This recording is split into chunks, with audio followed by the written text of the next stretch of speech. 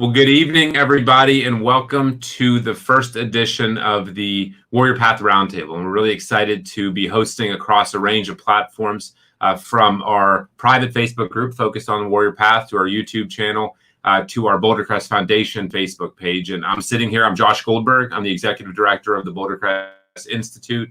And I'm sitting here with Greg Morin, and Greg is the Director of Training.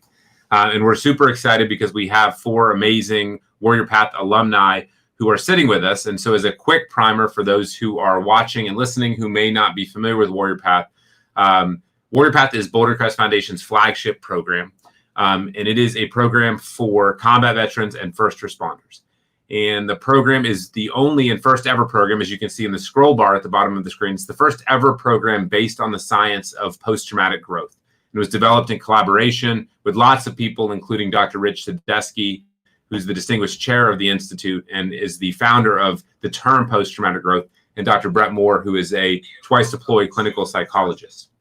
And Warrior PATHH is an 18-month program that's really part of a lifelong journey of growth and healing.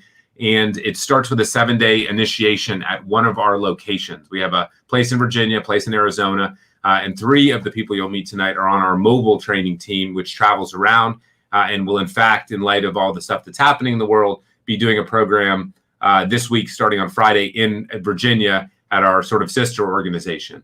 And Greg has led the charge in expanding Warrior PATHH in partnership with Gratitude America into Florida, Camp Southern Ground in Georgia. And then we will head up in July to the Travis Mills Foundation, which is up near Rome, Maine. And then in October, we will be in South Carolina. The organization Billy Britt, who you'll meet, is with, called the Big Red Barn Retreat. And then next year, we expect to expand to another 3 locations. And so in a very short period of time, the program's really taken off and will be delivered 10 times a month, every month across the country in a short period of time. And certainly in a world where there's a great deal of struggle. And we see this, and we've certainly seen it throughout COVID and the subsequent protests and unrest. We've seen a lot going on. There is a premium on enabling people to be strong enough, not just to support themselves and to, as you can see behind us, to struggle well, but also to support others. And that is the point of Warrior PATHH. It is not simply to help people feel better, but it is to help them do better. And we define that by being able to be a guide for others who are struggling in your family, in your brotherhood and sisterhood, in your community, in your country. And so we're super excited. Again, we are open for business. Obviously, there's a lot happening in the country, and we take it a day at a time. But we are doing programs with some modified protocols, and we'll put the link up in 1 second. So if you're interested in applying, and certainly you'll get a feel for what the program entails tonight, I'd suggest doing that and sharing it with your friends as well. And we really are. We think it's great. And the thing I think I take the most pride from is hearing from how students have done in the midst of all the stuff that's taken place, feeling like they feel well prepared, because what's true is nothing can cure you of life. Like, life happens, and you'll hear that tonight.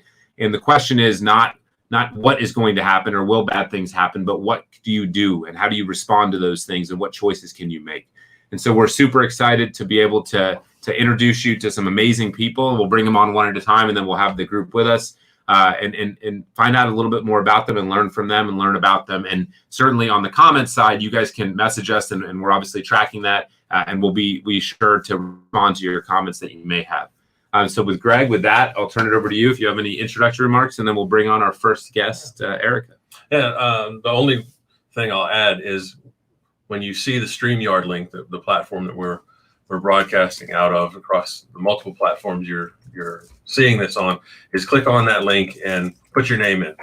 So when we see questions as they come up and we go into a question and answer period, we can address the question and who's setting it. If you're not comfortable doing that, just ask your question, because it's going to say Facebook user as an example.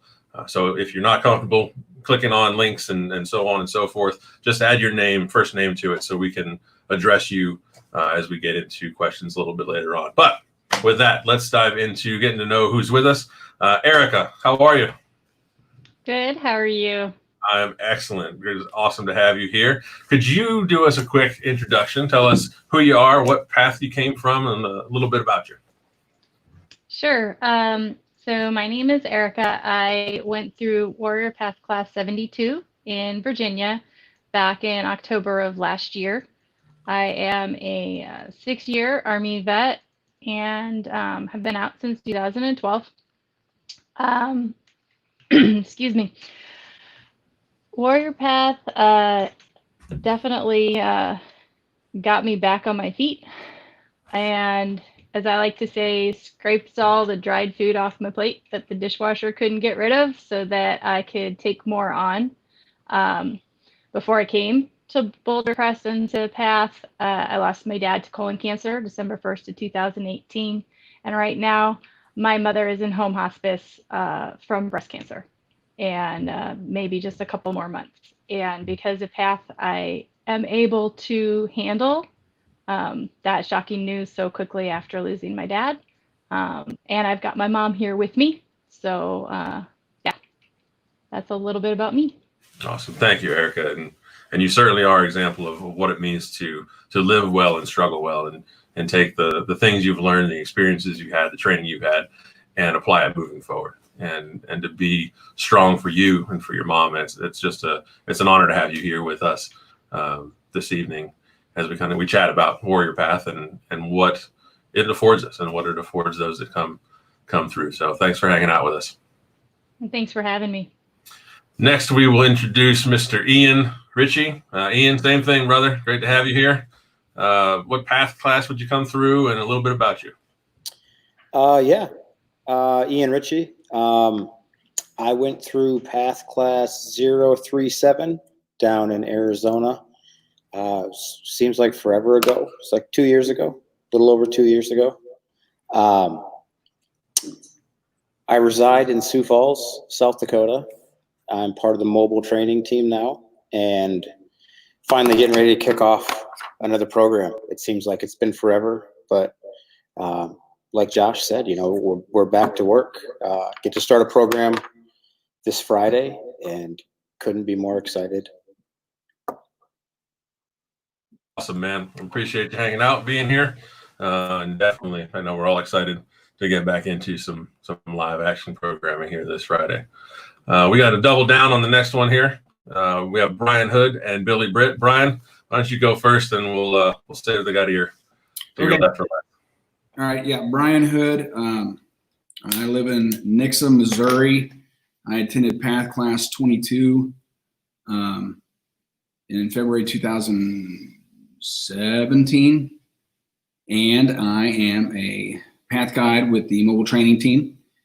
Just started doing that a few months ago when we fired this thing up, and yeah, live with my wife, my kids, rocking life. And do you want me to deep dive, or what do you? Sorry, my producer had me on silent.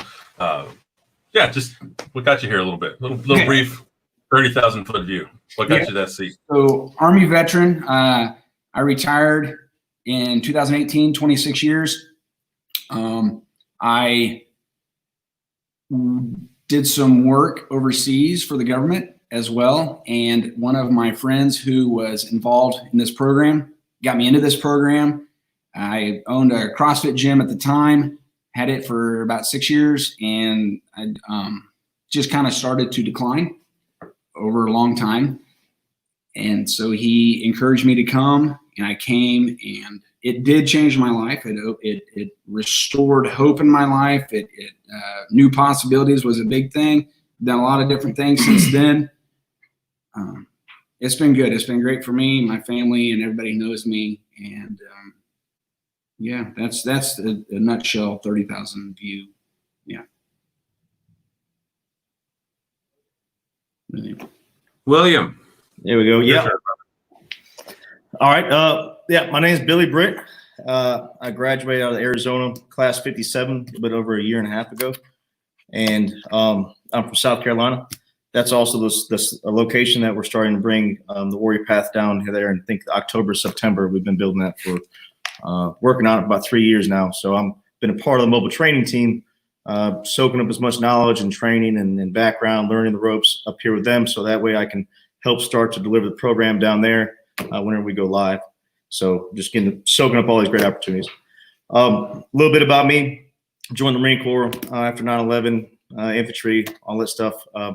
Got out, got divorced, went to commercial dive school, just kept on like chasing the depths of the world, pretty much just had a bunch of darkness in my life. I was trying to bury it by high adrenaline, alcohol, drugs, everything else, and was looking for something out there. I knew there was something more to me, and other than just beer cut and empty beer bottle caps and receipts of bad decisions in my pocket. And after doing a lot of deep searching, I found Boulder Crest Retreat and went through the program. It changed my life. It saved my life.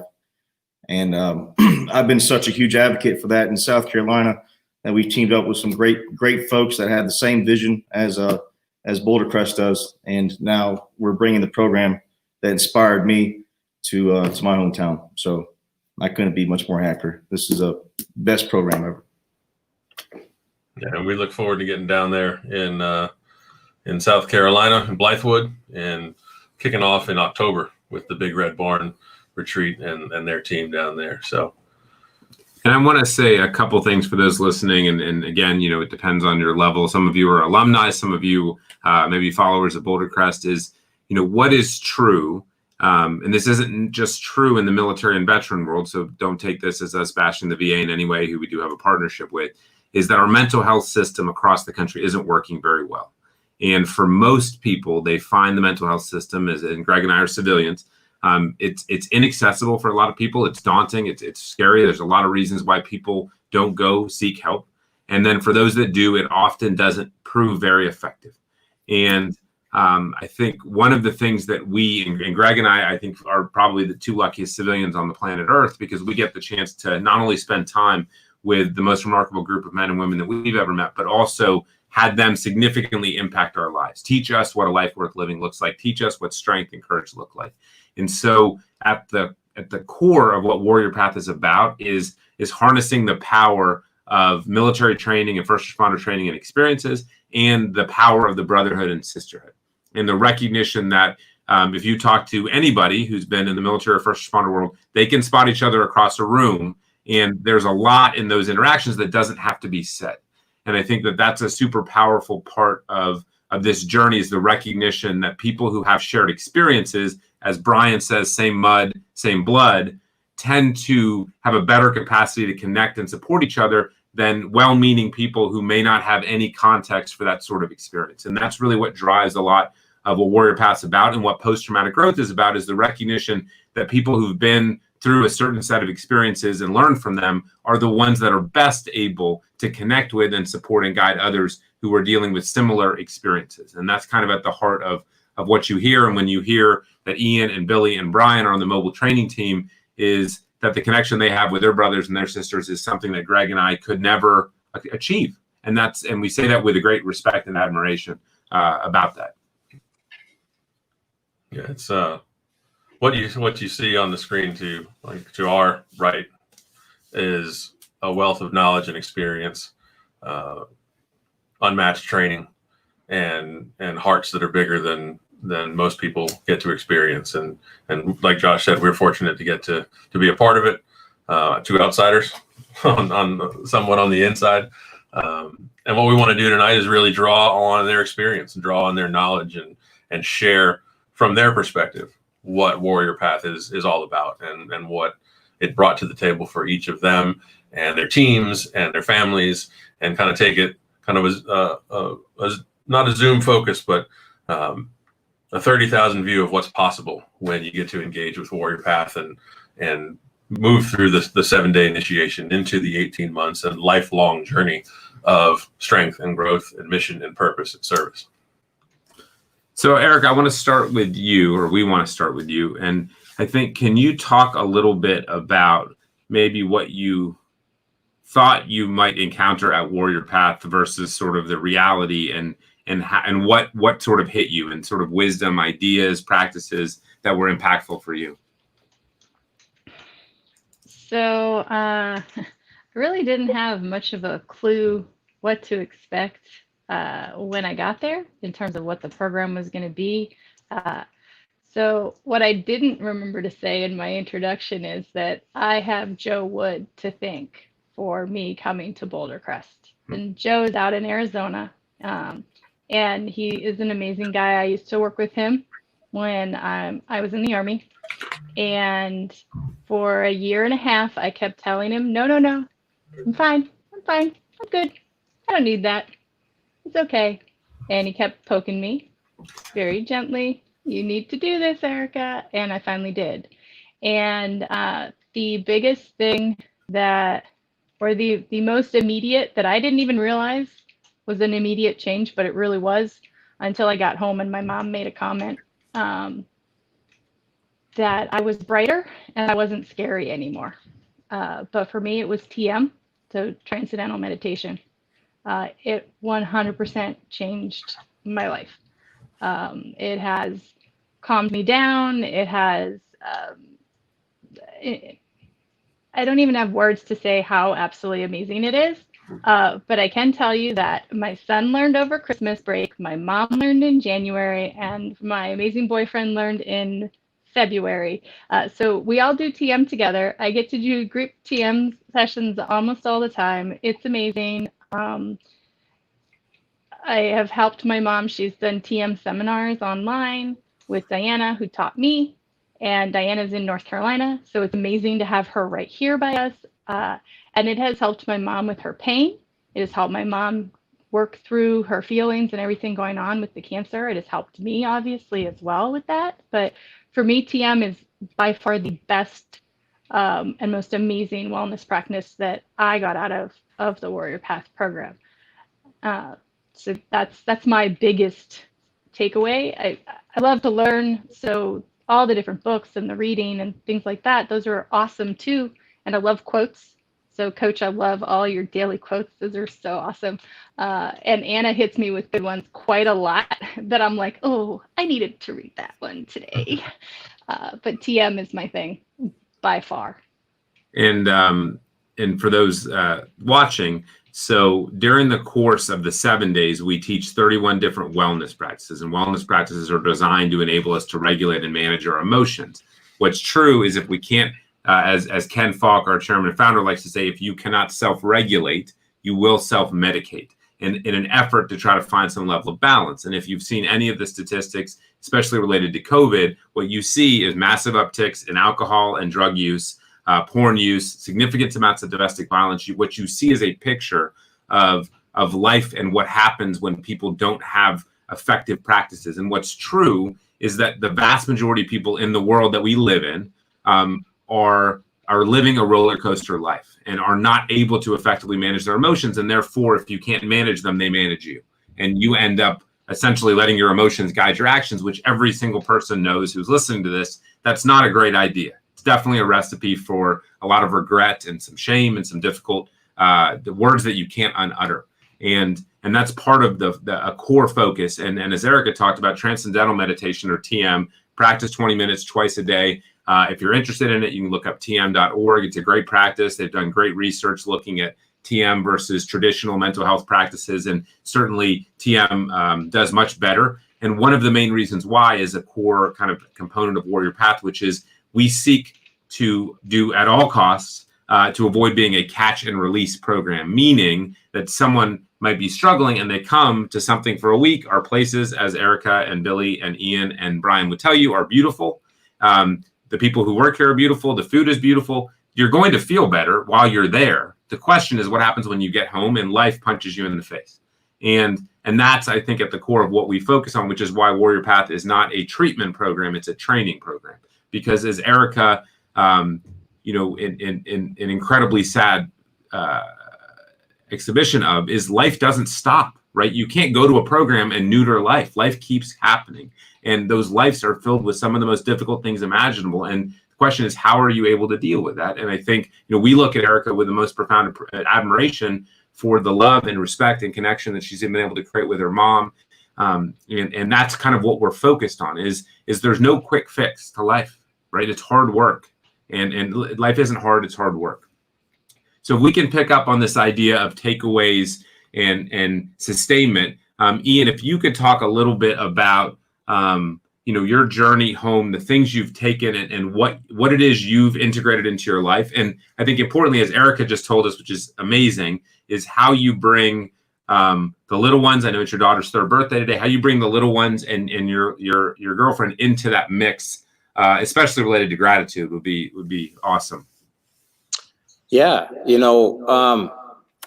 when I came back from PATHH, it was life-changing. I mean, there's no other way to put it. I mean, it was life-changing for me.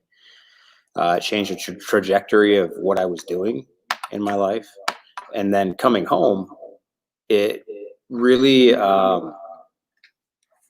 for, I guess, lack of better terms, it propelled me forward into this, the life I'm at now. But coming home with these practices that we learn, these regulation practices, we decided to take those and utilize them with my whole family. For us, one of the biggest things that we do at home is our gratitude. We talk about gratitude. We say what we're grateful for, and when we say what we're grateful for, it's changed a lot in the way that we, as a family, look at our life. The scope that we look at our life through. We spend this time now focusing on positive things we can see, because we want to use that for what are we grateful for the next day, and then the next day. So instead of seeing negative stuff in a very real way, we started to look at things just differently. We do have, today is my youngest daughter's 3rd birthday, so happy birthday, honey. And we also have a 4-year-old daughter, and I have an 11-year-old daughter. And my girlfriend and I, doing this, we decided to incorporate my children with it because it was working well for us. And one of the stories that I love to talk to Josh about during one of the things we do here is the gratitude board that we had at home. And my daughter coming up there, our 11-year-old, her win one day was her bed sheets. She got new bed sheets and she loved it. She got a great night's sleep. And for us, it was just something that was really small that catapulted her into like a great couple days. And it's something just that tiny is new bed sheets. We got down to our middle daughter, Reese, and when we asked her, she came up and she's told us how happy she was for the dog food. I have no idea why. We have a big 100-pound German Shepherd at home, and we don't know if he was eating her food or if she just wanted to feed him or whatever. But for her, we can't sit down and have these conversations with her. But for her, that's what she was grateful for. And for us to be able to see these small life changes in us and start that with my children now at such a young age, that they're growing up, they're going to continue to go on with what they're grateful for. And I guess for us to be able to change that perspective in the lens we look at life, and now that's the way my daughters just look at life. They don't have to change anything. That's how they start. And it's one of those things that we learned about at Warrior PATHH, and I've just continued and will continue to do. It's awesome. And I think that, one of the things we've had the opportunity to do in Boulder Crest, Virginia, opened in September of 2013, at the time, the first privately funded wellness center in the country. And we hosted everything you could possibly imagine and saw just about every type of practice and tool and widget and tuning forks and dogs and everything else. And what we necked down to is to really understand what worked the best and what was sustainable. And what you heard from Erika and talking about TM is something that's super important, because what we're looking for are, how do we find practice in our life that essentially allow us to let some air out of the tires, to create the capacity to make choices and respond rather than react to life. And similarly, and I was doing a talk last week and I got asked, how do we shift our perspective from one that's negative where everything's bad to one that's positive? And what Ian just outlined is the easiest and best way to do that, which is the science is pretty strong about gratitude, that if you practice gratitude, which is as simple as, Ian described it, Greg does it with his family, is you wake up each morning, you sit around the breakfast table, you finish each day, and you just say, what are you grateful for? Is the act of thinking and sharing that for a period of 21 days starts to really mess with your brain chemistry and starts to make you more optimistic. And part of why is because you start to look for things during the day to then share later about what you're grateful for. And one of the other things, because on the one hand, I can tell you life ain't hard, it's hard work. But on the other, some of these practices aren't that complex. They are small things done with repeated intention and commitment that are what allow you to shift. And different things will certainly work for different people. What we focused on here are what's aligned with the warrior culture. They'll tell you, and Greg and I haven't had this experience. I'm a self-described indoor Jew. Is when you sleep next to a generator hum or are using some form of an outhouse, and you get to come home to a porcelain toilet, it makes you really grateful for things that I would never think about because I'm not accustomed to not using a proper toilet or sleeping next to a generator. But those are the sorts of things that deprivation make you grateful for. And the quote that hangs in both of our gardens is from Thucydides. It says, we must remember that one man or woman is much the same as another, and that he or she is best who is trained in the severest school. Is when the folks you see on this screen who've been trained in the severest school, Thucydides was talking about war, they have a different sense of appreciation for life than the rest of us because they've seen a lot more than we've seen. And in many ways, the worst of humanity and the best of humanity. And because of that, they have things they can teach the rest of us. And that's certainly what's been true for Greg and I is we are students in this sort of academy of combat veterans and certainly better off for it. So let's shift over to Brian and Billy, who look ready to share. And Billy, can you talk? I think, you just shared a little bit about this, and I love how you speak about this sort of recognition that you were in a prison of your own making. And I'm wondering if you can talk a little bit about that and, what you have taken away and importantly, what you've taken away that's useful to other people, that somebody else who's struggling or trying to figure out what to do. All right. I meant to put it in earlier. Thank you for bringing that up, Josh. So I felt for a long period of my time after I'd gotten out, and I was, like I said earlier, I was chasing the adrenaline, chasing the diving and the alcohol and everything.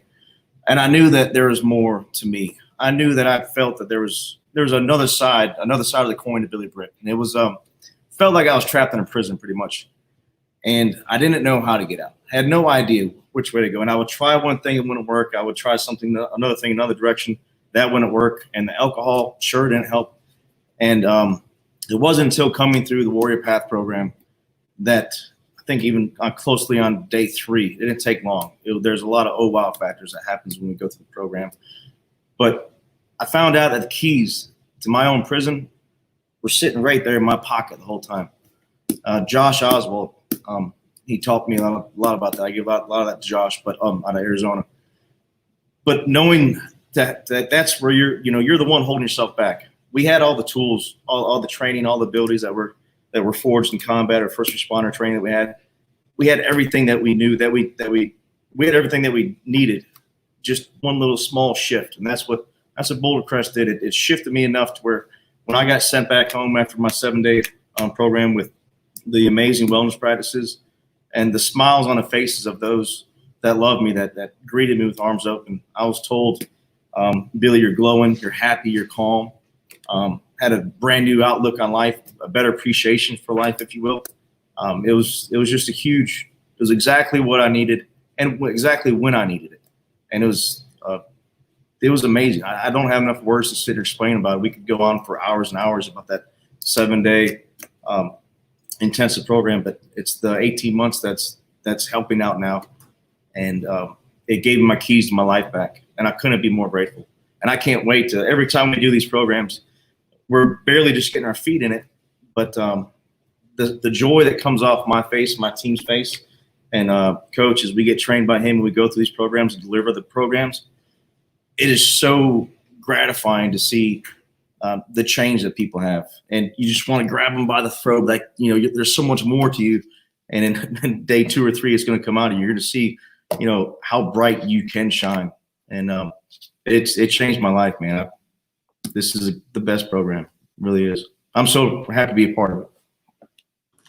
In Hood, I remember back when you came through your program, and I remember you talked about like not feeling, you felt light, like giddy, joyful. And we've heard this kind of idea, but I don't want to steal your thunder. So would you share a little bit about what your takeaways, and Brian is not just a PATHH graduate, a PATHH coach, a PATHH guide, but also an author, who's somebody who has injected a lot of wisdom into the life of his family and to the world. And so, Brian, I'm happy if you want to, share the book you wrote, what motivated you and what you took away and what the essence of that is about. And obviously a little bit about that title would be awesome.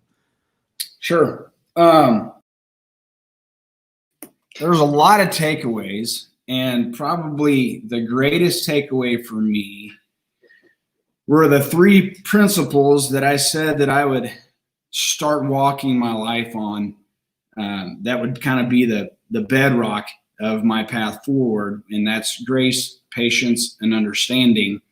And one day we were in a module and doing an exercise, and we had to come up with 3 principles, and those are the 3 that I came up with for me, because I really thought about it, and those are the 3 main areas of my life that were challenges for me. Giving grace, giving grace when something didn't go right to me or for me, or somebody against me. Children, there was a time when we didn't know certain things. So being able to give grace to my children when they made bad decisions or poor decisions. So great. That's a big thing, is giving grace to people. Then that in and of itself helped to stop me from reacting. And the second one was patience. Be present, live. My wife hates it, and I don't know if she's watching, but I'd say, man, just live and just breathe. And life is pretty good when you can learn to do that and be patient, whether it's a long line, you're waiting for a phone call, whatever the case, practicing patience. And third was understanding, and understanding that, when I went through my class, I had 5 other guys with me, and then the staff was there. And understanding that everybody has a story, and a pretty amazing story. And as you hear these stories come out through conversation, it was humbling. It humbled. And so, in the age and the time that we're in, and our nation is in, and the world is in right now, probably the greatest thing missing from that is understanding, and having the patience to create space and listen to other people and learn about other people and realize that other people are not so different from me. Then you have a greater appreciation for it.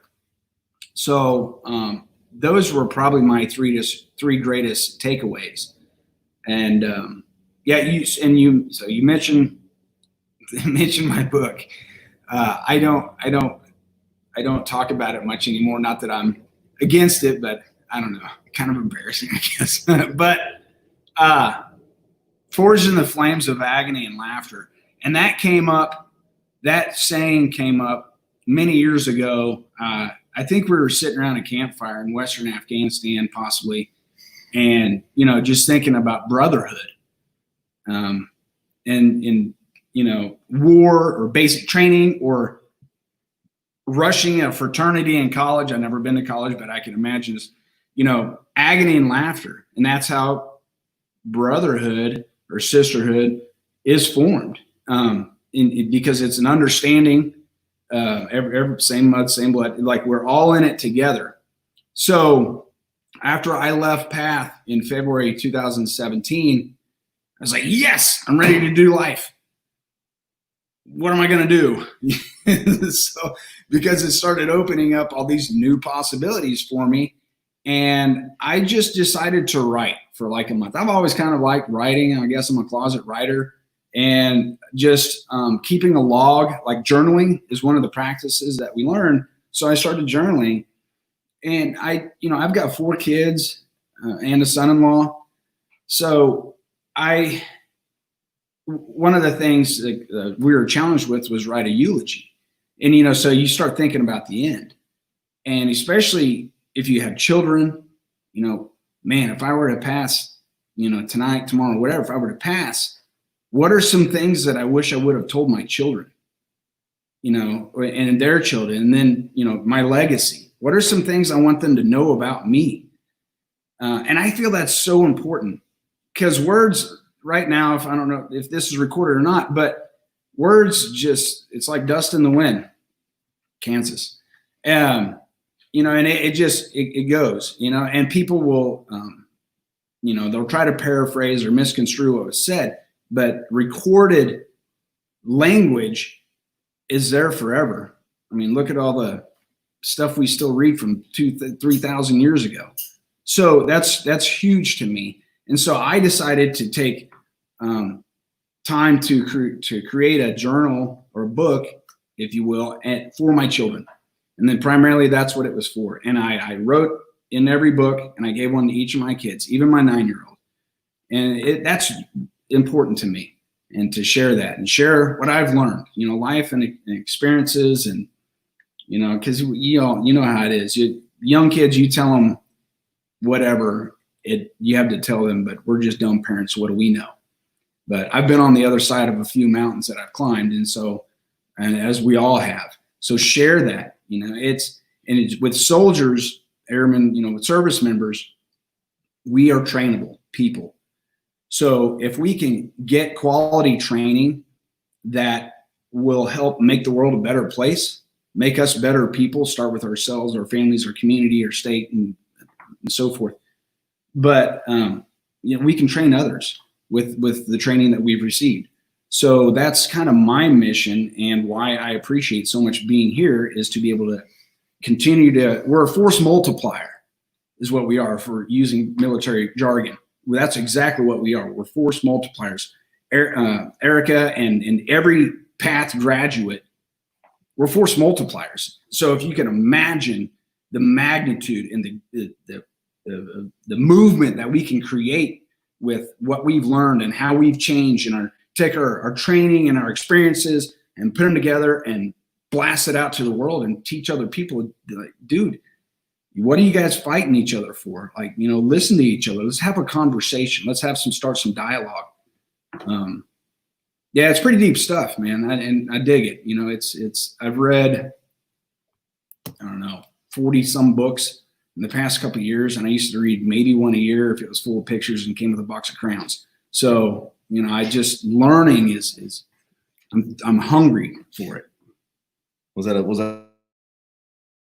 That's awesome. Thanks, Brian. And I think Brian raises a couple things that are also really useful for anyone's life. Is one, he talks about the importance of identifying these principles or these values that we hold most dear. And one of the things that's true in life is that you will struggle when who you are deep down, the things that are most dear to you, is at a distance from what you're doing and where you're at in your life. And we call that a state of incongruence. And so when you're not living a life that is aligned with what you believe to be dear and true, you'll struggle. And it's the distance between who you are and where you are at any moment in time. And so the exercise of reflecting deeply on what values you hold most dear is super important. It also provides you with that moral compass to know that when you feel those nudges, those pangs of conscience, that you know what that's coming from. And I think the second part is this idea of curiosity. And that really, to us, is at the heart of a life worth living, is this sense of this endless thirst for knowledge and self-improvement.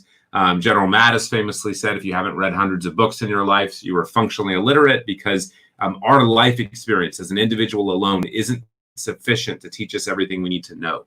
And so that is where guides come into play, and people and travel and books in particular, that allow us to gain a broader experience than we could possibly entertain in our own life. And again, the last thing I'd say is, you know, Brian talks about agony and laughter, and so much of post-traumatic growth is paradox. It's from loss comes gain, from pain comes purpose, is you can't have one without the other. And that's the really difficult thing about life. And I think when Brian talks about a lack of understanding in our world, I think there's also a lack of nuance, is we really want this black or white. And so much of life is gray, and being able to filter and figure out through the gray is what is meaningful and what is true for us can be a challenge, especially in a world where you're bombarded with messages about how you should look and what you should say and what you should do and all of these things. So really being able to be yourself is both a gift and an immense challenge. And I think you said it, and it's been mentioned briefly as these guys have answered questions, is that capacity. We talked at the beginning, regulation practices build a capacity within us to respond to situations, to be congruent, where what I say, feel, and do are all lined up. And that resonates throughout the course of Warrior Path and the 18 months of follow-on training and the lifelong journey of post-traumatic growth, and in a fundamental area that we call choice. And it's something that everybody has had to do, the four individuals on this screen and the hundreds of Warrior Path alumni to date, as well as the ones that will go through in the weeks or days and weeks and months and years to come, is the choice to do something different, to dig in, like Brian said. And for Billy, it was to come out of the depths, to stay out of the water and live life, and Ian to go home and be the husband and the father that he wants to be, and Erika to go home and have the strength and the character and the resolve and that human kindness to take care of herself so that she can take care of her mom and have the empathy and understanding going through that situation. And it's all a choice to show up, a choice to be a part of it, a choice to put in the work. And one of the quotes Erika mentioned, we like quotes a little bit. Okay, we like them a lot. Specifically, us two, we like quotes a lot. And one of our favorite quotes, and I know I can speak for Josh on this one, is from Viktor Frankl, who was a Holocaust survivor, a prodigy in the field of medicine and psychology, and who endured 4 concentration camps over 3 years. And one of the quotes that most meaningful, I know specifically to me, and I know to Josh and Hood, Mr. Hood as well, is that everything can be taken from a man but one thing, the last of the human freedoms, the freedom to choose one's attitude in any given set of circumstances, to choose one's own way. And that's, I think, one of the things that what we get to see and experience in every Warrior Path and in every cohort that comes through and in every individual that comes through is the power to choose. And when you go home, and guys, I want to go back through the batting order here, and we'll start with Erika. When you go home, you have to choose to be intentional to practice these things that you've learned. So I want you to talk about making that choice and the power that's afforded you, the opportunity that's afforded you at home, choosing to take care of you so that you can be the best version of yourself then for others. So for me, I was nervous at first when I left, because I always have these great goals and like, oh, I want to do this and I want to do that, but I have a hard time always completing them. And so I was nervous, like, just for myself and accountability wise, like, would I keep up the TM? I could feel the difference that it gave me while I was there, but I wanted to make sure that I continued to do it once I got home. And but what I found was, once I got home, I just would wake up in the morning and I'd do my TM right off the bat, and then my days would be easier. And it was there was almost no struggle to keep that going. Now the whole exercise stuff, yeah, that hasn't worked out so good for me, but TM and cooking, oh, thanks to Chef Lisa, I am experimenting like crazy in the kitchen, and I've made the time, because I know if I'm not healthy and if I'm not doing okay, then I can't be there to take care of my mom and to take care of my son and to help my boyfriend, and I have to be there for them, but I have to be there for me first. And so I've learned that that's not selfish. I used to think it was selfish. I used to think that if I was going to do anything for myself, then I was neglecting somebody else. But that's not the case. It really isn't. And I think, one of the things in the world that I come from, and interestingly, I was with a Marine today who he was a Marine combat cameraman, and then he worked on reality shows, including the Kardashians. And which I can't imagine the sort of juxtaposition of these two worlds. But, in the civilian world, as a general rule of thumb, we come from a world that's very self-focused. And it's why when I'm around military folks, and I was doing a talk to West Point cadets, and I'm like, how amazing in a world that's very selfish, a group of people who are 18 who still make this decision that is so profound. And one of the challenges associated with people who are very service focused is that you will give everyone else everything you have, and essentially have nothing left before and unless you'll take care of yourself. And the way that comes out, and I wrote myself a little note, was what happens on the recruiting calls is, oh, I don't want to take a seat from somewhere else. And I think part of that's probably a little bit of fear, but part of that is as genuine as it comes, which is this notion that there's always someone who needs something more than I do. And I don't know, Erika, if you could address that to those who watch this and say, oh yeah, that sounds interesting, but there's someone else who needs this more than I do. I would love your thoughts on that idea. So I used to always say, I just served 6 years. I was just National Guard. I was always just something else, but it was never enough in my mind. And that was how I was thinking, not how anybody else thought, but just how I kind of took it for myself. It was always, I was just something. But then I realized that, well, I still signed on that line.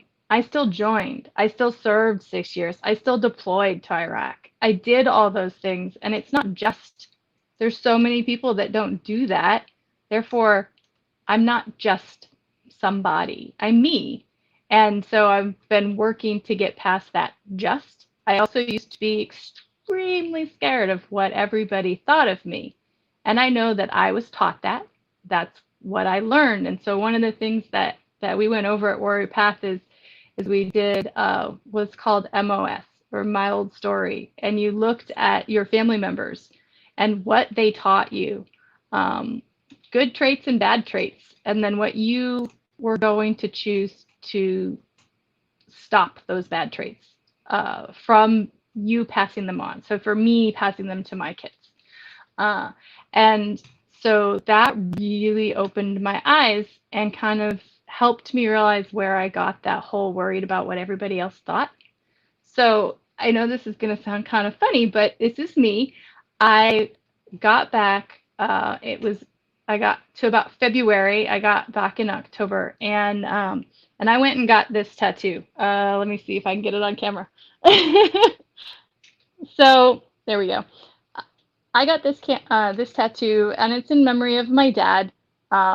This is Odin's spear, and this is a wayfinder, Icelandic wayfinder. And then these are the wings of a Valkyrie, the maiden versus the monster. Because on the battlefield, Valkyries were not beautiful. They were ugly, terrible, terrifying creatures, and I have to find that balance. And I used to be petrified to get a tattoo anywhere that somebody might see it because, oh no. But that was a really big step for me to be like, nope, I can put it on my arm. In fact, I'm going to get another one on this arm for my mom. And that was really big for me to get over that. I still, stumble. I'm not perfect, but I just remind myself it's okay, and I'm not just. I'm Erika. Awesome. Thank you, Erika. And they're all choices, right? We get to make those choices. We have the opportunity to make these choices. And as Erika's talked about, she's made a lot of choices for herself because, as she said so eloquently, she's not just anything. Ian, I'd love to hear from you, man, about when it comes to intentionality and comes to making those choices, your choices. We've talked a lot about your kids. We've talked a lot about new things that you guys are embarking on. You're now a Green Thumb gardener, in addition to being a striking coach. Right? It's like Mr. Miyagi here on the screen with us. But these are choices that you've made, things that you now intentionally engage in, and talk about how that has impacted. Those things have impacted, right in your literally in your backyard. Yeah, first and foremost, my lawn is everything to me. I love my lawn. I don't know when it happened, how it happened, why it happened, but it happened, and I love my lawn. I take very good care of my lawn, and for me, it's one of those things that it's become like a regulation practice to me. For me, the fitness world with striking and stuff is one of those things. Is a regulation practice to me. And I take care of myself in that arena. but there was other things that I wasn't taking care of. So making the decision, and I think it was coach. It was somebody on the mobile team that asked me one day. We had a meeting and they said, "When's the last time you did something for the first time?" And I was literally the one person that was on the screen that was like, I got nothing. I have no idea when the last time I did something new was. So we went out and we bought a bunch of plants, and I think we bought 5 plants. 2 of them are housed together in the planter, and then there was one that was all by itself. His name was Roger Murtaugh, and I think I overwatered him. That's what everybody told me I did, because he's passed away now.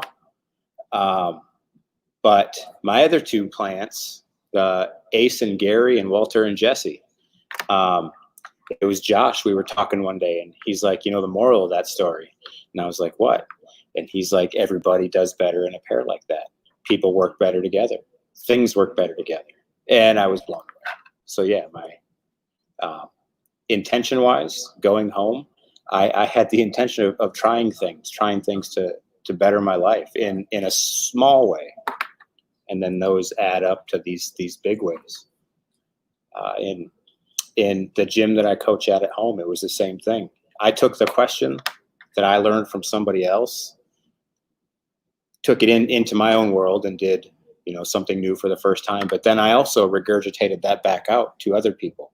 And I was like, hey, my dudes, my friends, my ladies, when is the last time you guys did something for the first time? And this is one of those things that just slowly, like, I learned from somebody, I put to practice, I put the work in to do it. Granted, I did lose a plant in the process, but, it worked. And I have had other people, we talk about these concentric circles. It starts with you, then family, then community, then, and it gets bigger and bigger.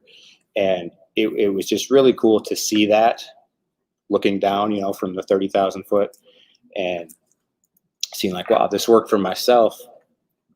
Let's see how this works passing it on. But, doing the work yourself, starting with you. Yeah, and I love the fact that you have some pretty awesome names for your plants. I saw an article and it said that if you name your plants, that when you name your plants, you tend to take better care of them. Huh. So Makes sense. Your next plant should be named Josh. It does better inside. It does better inside. That's the only caveat. It's got to be an indoor plant. Thank you, Ian. And you kind of you alluded to it a little bit, and Billy and Brian, I'd like for you guys to speak on this. We've talked about choice. We've talked about the choice, and often, as Erika alluded, the uncomfortable choice of taking care of yourself. And then Ian talked about how that spills over in the concentric circles. It's like a pebble in a pond. Once I begin to take care of myself, the changes that I make for myself, that effect emanates out, it ripples out, and people, they get curious about what are you doing, and what's something's different, what's changed, and you get to be, bring that change to other people in your immediate family, or in Ian's case, in addition to his girlfriend and his kids, his students at the gym. For you guys, I'd love to hear about from both of you, taking that one more step further, because you're doing those same things. You're taking care of yourself. You're making the uncomfortable choice at times still, even though we're walking this path a little bit further down the road, to take care of yourselves, to share those experiences and capture them, Brian, in written word for your family as a part of that legacy. But now you've gone even one step further, and you're making that another form of service for you guys. So the choice to intentionally give back, to continue your service. What's that journey been like for both of you guys? I know for me, back home, whenever I'm not doing this, I have a small construction company building fences, and not a lot of employees, just a handful. But one of my employees was struggling with drugs, and whenever we didn't have work, he would go sell drugs. And whenever I wasn't doing a program, he was working with me in the truck constantly. And instead of doing my quotes that we do on our journals, I started doing the quotes with him in the vehicle in the morning and starting to get those gears turning. And we would have really good intellectual conversations throughout the day. And over the course of a couple weeks, I could see some of the practices that I learned through the Warrior PATHH program really passing down the line into this younger individual who's making not the best decisions and doesn't really understand how to respond rather than react, and doesn't know that he does have a choice to do good versus bad. And in just a short period of time, I was able to share and be of service to someone that I hold dear to me. Even so much now that whenever I go on the mobile training team to go do it, his mom calls me like, "When you come back to work, you're the best thing that ever happened to him. You changed his life. I love you." And just having that, and not even doing it intentionally, just sharing it, but the impact that made on someone, on another individual, just something as simple as reading a quote in the morning and getting those gears turning, and finding something throughout the day. Hey, so-and-so, this is, remember that quote we had this morning? Like, what do you think about this situation? Like, oh yeah, really feed back on it. And I've seen it change his life. And that's one way that I use one of my practices to of service. Another one was with TM. My girlfriend, when I returned home, I got her into TM, and we absolutely loved it. And she loved it. She was really feeding off of it, and you could really tell the relationship was getting stronger. And we even so much went out to buy these nice, elusive, comfy chairs like they have here at the Boulder Crest Institute. And I built a really nice, elaborate step up in the bedroom there. And it was just being able to share the practices with others and seeing the positives coming out of it. Like just knowing that these aren't just tools, they're practices. And that's very important to know. Not just tools. Tools is something that we pull out of a bag when we need it. But these practices that we learn here, if we continue on them and use them constantly, continuously practicing them, then you can really see the positives of life. Just your opportunities have been in front of you the whole time. And to be able to share that with individuals that you may not know if they need it or not, but it definitely works. The service given out to others. Thanks, Billy. Now, what about you, B? Yeah. So some people say Gandhi said it. I don't know who said it, but be the light the world needs to see. And that always reminds me of 3 non-commissioned officers, sergeant, 3 attributes of non-commissioned officers: be, know, do. So, be that light, know yourself, and do work, and do work for the world. And so me, I try to walk it. I try to be the light. Do I slip? Absolutely. I'm human. I try to be that positive person that people can see. One of the greatest things for me that I do for service is I enjoy mission trips. I've gone on 3 of them, and the past 2 years I've gone to the Amazon, and then I did one years ago with one of my sons. And that it's kind of, in my opinion, it works really well for people like us, meaning combat, veterans, because we have a servant's heart, and being able to do things for people who need and want help. It's a win-win, because it's serving, selfishly, it's serving me. It's making me feel good, but it's making them feel good. So it's like everybody feels good. But service is just, and being available, learning to, we've kind of mastered how to talk. I'm still learning how to listen. And I don't remember who said it, but maybe it's Chance, but listen to somebody as if you're about to repeat back to them what they just said. And man, that resonated with me so much. I think I've heard my wife say, she'd be talking to me and she'd be like, okay, what'd I just say? I'm like, like, I don't know. She's like, dude, you're not listening. I'm like, man, I'm really trying. But just being that example of what we need in the world through our walk. Your action speaks so loudly, I cannot hear what you're saying. And I'm from the show me state. So, that's huge, is our example and who we are. representative of our people. Awesome. All right, so let's do a quick lightning round because we're getting to the top of the hour. Erika, you've got people watching. Someone's watching this. Maybe they're intrigued, they're interested, they're a combat veteran, first responder, on the fence. What do you say? Just take that chance. Do it. You're worth it. And even I thought I was just. I thought I didn't need it. I thought I would just figure it out on my own. Just take that chance and you will not regret it. Not at all. Thank you. Ian, same question. You've put in work before in your past to be a better professional. Take this opportunity to be a better life coach to yourself, I guess. I mean, it's a simple step that you will never regret, ever. Thank you. Billy, then Brian.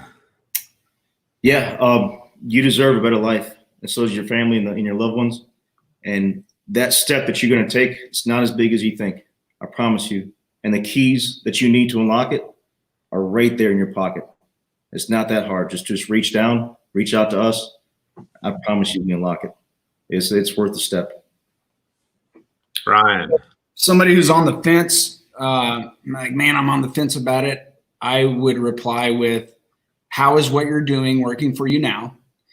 And to be different, you have to do different. And I understand you don't know what's on the other side of the mountain, but it's worth the climb. Awesome. Thank you. Well, I can't thank Brian, Ian, Erika, and Billy enough, and Greg for their time tonight and for being willing to do this and to share. And I think the word, which has kind of been my word for the day that we talked about earlier, is wisdom. Is that we go through these experiences in life, and what we gain is wisdom. And when Dr. Richard Tedeschi first set out with Lawrence Calhoun to figure out what they really wanted to study in life, they wanted to study where wisdom came from. And what they found is something the Greeks knew a long, long time ago, which was that all great wisdom comes from suffering. And it is got to be the reason why we go through these things. And I've been recently sort of holding dear a quote, as Greg said, I could be accused of being a human Pinterest board, by Proust, the French writer. And what he said was, we do not receive wisdom. We must discover it for ourselves. After a journey through the wilderness, which no one else can make for us, which no one can spare us, for our wisdom is the point of view through which we come at last to regard the world. The lives that you admire, the attitudes that seem noble to you, have not been shaped by a paterfamilias or a schoolmaster. They have sprung from very different beginnings, having been influenced by evil or commonplace that prevailed round them. They represent a struggle and a victory.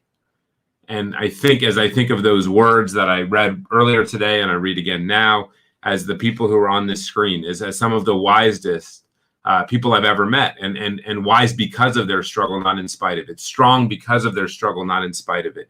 And because of the things they've been through, they're able to step up and stand up and lead and guide others. And I think that's the common element you've heard from everyone, is that the major focus of their efforts is to enrich the lives of other people. And that's what PATH is all about. That's why Warrior PATH stands for Progressive and Alternative Training for Healing Heroes. A hero to us is someone who takes their wisdom and their experience and shares it with other people. And I think it's what Brian said, is there are people all around the world right now who are suffering. It's estimated that 1/3 to 40% of this country, of people in this country, feel hopeless right now. And it's not going to get any better with the numbers spiking again on COVID and everything that's happening. Is we each, in each and every moment, like Brian said, have the opportunity to impact the lives of people. And that only happens if you listen to Erika and you start at home, and you start with yourself, and you start with those closest to you. And that's what it's all about. So I want to say thank you for watching. I want to thank these amazing, amazing people who've impacted Greg and my lives in ways that I think sometimes we might be just civilians, Erika.